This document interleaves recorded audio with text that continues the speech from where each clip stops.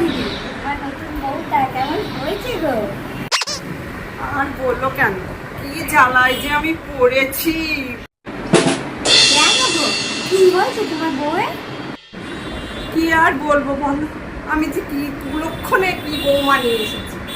সে মহারানী ঘুমাবে, রাত ফোন ঘেটে ঘেটে ঘেটে রাত মনে হয় 1টা-2টোর সময় ঘুমাবে।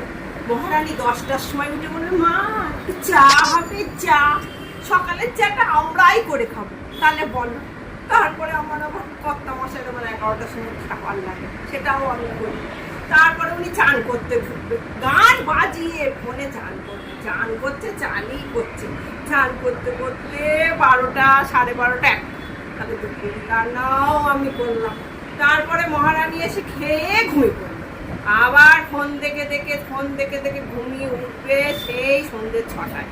6টায় উঠে আমি পড়েছি বলো। আমার সঙ্গে পাল্লা দিচ্ছে, ঠিক করছি, ঠিক